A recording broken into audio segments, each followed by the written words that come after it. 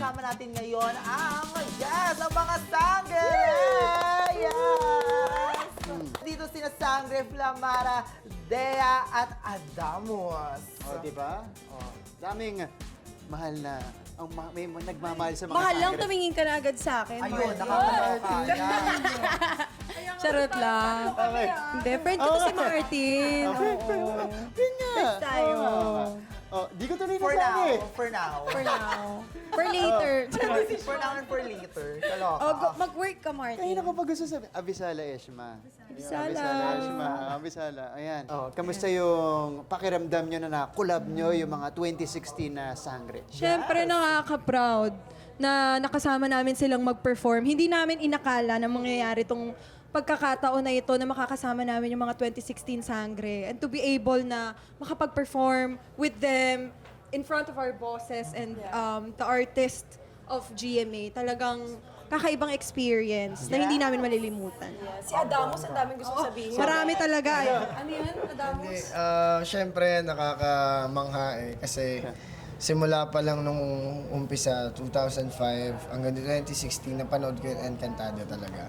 And hindi ko in-expect na mapapabilang ako dito. And bilang kasama sila sa show, sa production ng Encantada ngayon sa Sangre is pakiramdam ko parang appearance pa lang nila ginaguide na kami. So, thankful kami na kasama pa rin namin sila sa generation ng mga Sangre. Wow, ang bongga. And I just want to say, no, na kasi ang dami kasi talagang baklang fans ang Encantadia. The queer community talaga sobrang support. And alam mo yun, anong feeling na, alam mo yun, maraming mga baklang napapasigaw ang Encantadia, di ba? Kino-cosplay namin dati yun, ang mga bagets ka. Ito, bilang spokesperson, di ba? As an ally, ano masasabi Adamos. ninyo? Siyempre, nagpapasalamat kami sa mga LGBTQ, di ba? Na talagang hanggang ngayon. Kinikilig. Yes, mula noon. Sumagot. Mula noon hanggang ngayon talagang sinusuportahan nila yung Encantadia.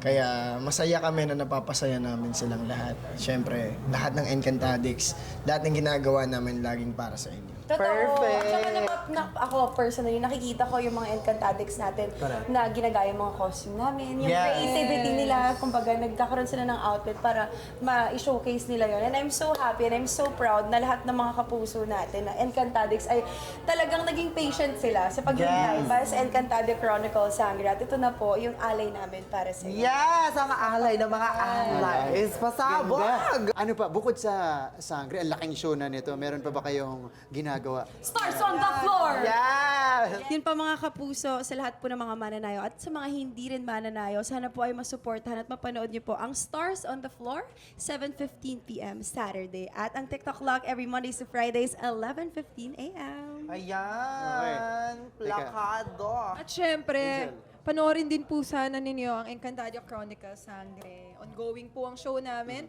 every Mondays to Fridays, 8 p.m. po yan after 24 oras.